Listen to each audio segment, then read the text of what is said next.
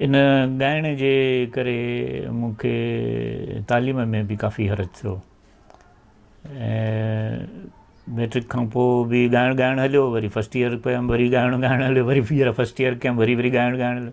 अहिड़े नमूने इहा हिकिड़ी हलंदी रही आख़िरकार ईअं बड़ी दिलि ॿधी पोइ प्राइवेटली फस्ट ईयर इंटर कयुमि, पोइ सेकेंड ईयर, पोइ BA, पोइ वरी MA सिंधीअ में कयुमि 1974 में। मूं पोइ हाणे 1966 में मूं मैट्रिक कई, 1974 में MA कई।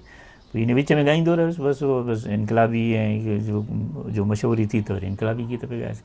74 में ई ज़माने में वरी पोइ मूं टीवीअ तां अप्लाई कयो, टीवीअ ते नौकिरी मिली जेका, उन नौकिरीअ में वरी अची, पर मूं इहो ॻाइणु छॾियो कोन। टीवीअ में नौकिरीअ जे बावजूदि मूं ॻाइणु न छॾियो, मूं लिखणु न छॾियो। ऐं उन में हिकु ॿ भेरो ईअं थियो, एक्सप्लेनेशन कॉल बि थी त भई तव्हां टीवीअ जी नौकिरी कयो था त तव्हां राइटिंग न कयो या तव्हां गीत वीत न ॻायो, पर पोइ असां लिखी चोरी मिड़ी ॻाए वठंदा हुआसीं। माहौल जेसि ताईं इस्लामाबाद जो मामिलो हो या लाहौर जो मामिलो हो त उन्हनि खे ख़बर घटि पई पए।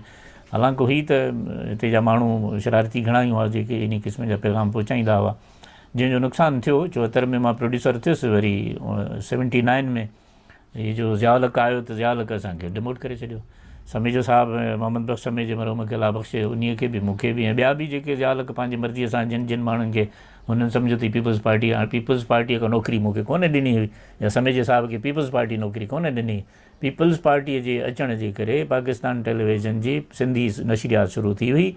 उन जे सिंधी नशरियात शुरू थियण जे करे उनखे सिंधी प्रोड्यूसरनि जी ज़रूरत हुई, सिंधी अमले जी ज़रूरत हुई। असां अप्लाई कयोसीं, ऐं उहो अलाह जी महिरबानी सां उन्हनि खे असां टैलेंटेड लॻासीं, असां मुलाज़िम थी वियासीं। पर उहो ज़ियाउल साहिबु सम्झो त ही पीपल्स पार्टी जे दौर जा माण्हू आहिनि, पीपल्स पार्टीअ जे सिफ़ारिश ते आया आहिनि। साईं असांखे को ज़ुल्फ़कार अली भुट्टो सुञाणे पियो छा, जो असां पीपल्स पार्टी जे करे अची वियासीं, साईं प्रोड्यूसर थी वियासीं। ज़ाहिर आहे असांजो पंहिंजो टैलेंट हो, जेको असां पंहिंजे टैलेंट जे आधार ते असां आयासीं। सो उन में 79 में असांखे डिमोट कयूं।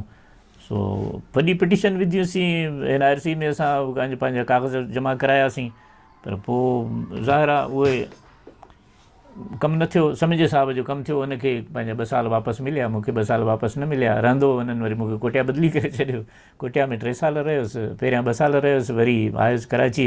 वरी हिते जी जेका असांजी लोकल मैनेजमेंट आहे उनखे बि अलाए छो खुटकऊं पिया, उन्हनि वरी हिकिड़ी ॿीहर बदिली करे छॾी कोटिया। त कोटिया में मां रहियो आहियां अंदाज़नि 5 साल मां कोटिया में रहियुसि। पर ईअं आहे त कोटिया में बि रही पंहिंजे उन्हनि चइबो न हरकतुनि खां मां बचियो कोन आहे। उते बि अदब, उते बि शाइरी, उते बि लिखणु, उते बि ॻाइणु, उते बि इहो सभु कुझु रहियो। ऐं मूंखे हिकिड़ो फ़ाइदो इहो थियो जो उते गर्मियुनि में उस्ताद अरबाब ख़ान ईंदो, ऐं उहे 6 महीना असांजा ॾाढा उते वरी फ़रहत में गुज़रंदा हुआ। या सियारो हूंदो त अकेलाई हूंदी, ॿारनि खे मोकिले ॾींदा हुआसीं वापसि कराचीअ ते, कराची घर में रहंदा हुआ, मां उते कोटिया में हूंदो हुउसि त धुनूं पियो ठाहींदो हुउसि या लिखंदो हुउसि पियो। उते धुनूं ठाहियुमि त उन में अयाज़ गुल जो बि हिकिड़ो कलाम हो जेको मूंखे यादि आहे त तो ताईं पहुता, वाई आहे।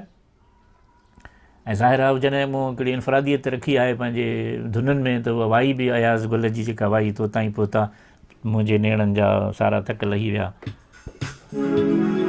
तो ताईं पहुता, तो ताईं पहुता, मुंहिंजे नेणनि जा, मुंहिंजे नेणनि जा सारा थक लही विया, मुंहिंजे नेणनि जा तो ताईं पहुता, तो ताईं पहुता, तुंहिंजो नाम लिखी ॾिठुमि, तुंहिंजो नाम लिखी ॾिठुमि, तुंहिंजो नाम लिखी ॾिठुमि, मुंहिंजे हथड़नि जा, मुंहिंजे हथड़नि जा सारा थक लही विया, मुंहिंजे हथड़नि जा तो ताईं पहुता, तो ताईं पहुता। ही उते कोटिया जे माहौल जे हवाले सां त ही धुन न पई ठहे, ज़ाहिर उते वधीक ई बरोचको ऐं क़बाइली माहौल आहे, पर ही धुन मुंहिंजे सभिनी धुननि खां मुख़्तलिफ़ आहे। ऐं इतफ़ाक़ सां मूं जॾहिं हिते हिन में रीजन प्लाज़ा में हिकिड़ो फंक्शन थियो हो जंहिंमें सरमद सिंधी बि हो, ॿिया फ़नकार बि हुआ, कंहिं कॉलेज जी यूनियन जो फंक्शन हो। अच्छा, सरमद सिंधी शागिर्दु हो, तॾहिं तंहिं ज़माने मुंहिंजो शागिर्दु थियो ख़ैरपुर जे हिन फंक्शन में, जेका मूंसां शाम मल्हाई ज़मीर लाशारी वारनि, उन में उहो मुंहिंजो शागिर्दु थियो। पोइ हिते प्रोग्राम थियो। हिन प्रोग्राम में इहो जॾहिं मूं इहो गीत ॻायो त ज़ाहिर आहे हुनजी जेका तर्ज़ु आहे, हिते त मूं स्लो ॻायो आहे, पर थोरो फास्ट आहे। फास्ट हुजण जे करे छोकिरियूं छोकिरा नौजवान उन्हनि खे धुन वणी, उन्हनि नचणु शुरू पिया कनि। पोइ वरी हिन पंहिंजे इहा ई साॻी धुन वरी असांजे हिन सरमद सिंधीअ बि ॻाई। अच्छा, सरमद सां हिकिड़ो प्रॉब्लम इहो हूंदो त हू सिखण जी शौक़ में न हो, हू बसि जेको ॿुधंदो हू पिक करे वठंदो हुओ, ॻाए वठंदो हुओ। मूं कोशिशि कई त कुझु कलाम जेके हू जेके अदबी दोस्त ऐं अदब परवर जेके आहिनि उहे पसंदि कनि था, त उहे बि कलाम ॻाए। उहो इनकलाबी कलाम ॻाए पियो, सुठो पियो ॻाए, ऐं सिंधी कलाम बि ॻाए पियो, ॿिया बि असांजे रोमेंटिक कलाम बि ॻाए पियो, ॿियनि नवनि शाइरनि खे बि ॻाए पियो। पर मुंहिंजी इहा ख़्वाहिश हुई त मुंहिंजो शागिर्दु थियो आहे त हीअ 4 अखर हीअ बि यादि करे वठे, पर हुनखे उहो सिखण जो शौक़ु न हो। पर हुन जॾहिं इहा वाई ॻाई तो ताईं पहुता, त हुन में थोरी रदो बदल करे हुन पंहिंजे आवाज़ जे गले जे हिसाब सां ॻाई। सो ऐं इहा साॻी वरी आदत हुनजी इहा बि हुई त जेको कंडीअ न सिंगरी बबर न पलड़ो मसलम तुने ॻाईंदो, उहो बि हुन सरमद ॻायो। ऐं सरमद वरी ईअं कयो त ॿियनि जा बि कलाम ॻाइणु शुरू करे ॾिना। मूंखे मुंहिंजा दोस्त चवंदा हुआ, साईं जेको सरमद आहे तव्हांजो शागिर्दु थियो ई इन जे करे आहे त तव्हांजा कलाम ॻाईंदो। मूं चयो अलाह करे मुंहिंजा कलाम ॻाए, हू सिखण जे मूड में ई कोन्हे। अलाह हुनखे वॾी हयाती ॾे हा, थोरो तकिड़ो हो, हर ॻाल्हि में तकड़ि कंदो हो। त ऐं मतिलबु उन जे करे हुनजी जेका उहा एक्सीडेंट बि थियो, हिकिड़ो एक्सीडेंट शादीअ ते कंहिं ते वियो त हिन सखर ख़ैरपुर वारे रस्ते ते हिकु एक्सीडेंट थियो, जंग भॼाए आयो। वरी ॿीहर एक्सीडेंट थियो हुनजो जेको ठटे खां, उन में वीचारो जान बहक थी वियो। त इहो ॾुख त रहिजी वियो त हिकिड़ो नौजवान हो, सुठो ॻाइणो हो, क़ौमी धारा में हुनजो हिकिड़ो वॾो हिकिड़ो स्केल हो, वरी हिकिड़ी लाइन हुई, मामिलो तमामु सुठो हो हुनजो। बसि पोइ हयाती हुनखे अॻिते न हलाए सघी। साॻी क़िस्म सां इहो जेका कोठिया में जॾहिं मां रहियुसि त वरी ॿिया बि उते ज़ाहिर माहौल हो ॾाढो सुठो। ॿाहिरि छा हूंदो हो, तबले ते उस्ताद अरबाब ख़ान हूंदो हो, धुनूं ठाहींदा हुआसीं, कहिड़ो राग आहे, कीअं राग आहे, पाण इन ते न सोचींदा हुआसीं, बसि धुन ठही वेंदी। उते कोठिया में जेका मूं धुन ठाही हिकिड़ी हुनजी पंहिंजे उस्ताद अरबाब ख़ान खे ॿुधाई मूं, उस्ताद अरबाब ख़ान ॾाढो ख़ुशि थियो। चयईं त यार तूं जेको आहे सो वाक़ई अलाए किथां किथां धुनूं थो आणे, मूंखे त ॾाढी ख़ुशी थी थिए त तूं हीअ धुनूं थो ठाहे। उहो तबले ते ॾाढो सुठो थो लॻे। हीअ मुंहिंजो हिनजे रेडियो ते बि मूं ॻायो आहे, मुख़्तलिफ़ महफ़िलुनि में बि ॻायो आहे।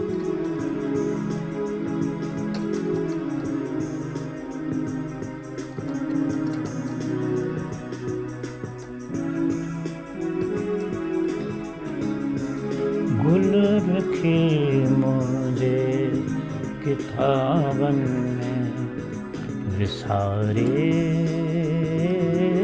छॾिजां, गुल रखे मुंहिंजे किताबनि में विसारे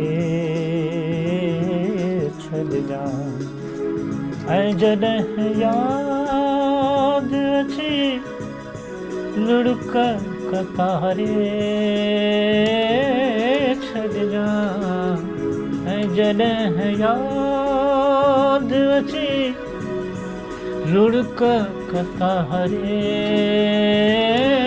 छॾिजां, गुल रखे मुंहिंजे किताबनि में विसारे छॾिजां। वेंदे वेंदे मुड़ी मूं ॾे निहारे छॾिजां। वेंदे वेंदे मुड़ी मूं ॾे निहारे छॾिजां। धार तलवार सीने उतारे छॾिजां। ऐं जॾहिं यादि अचे लुढ़क कतारे छॾिजां, गुल रखी मुंहिंजे किताबनि में विसारे छॾिजां। चंड चोटीअ में हणी रात हली चंड चोटीअ में हणी रात हली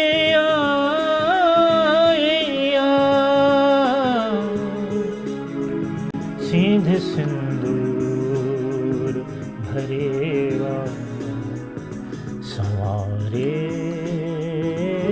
छल जॾहिं याद अचे लुड़क तारे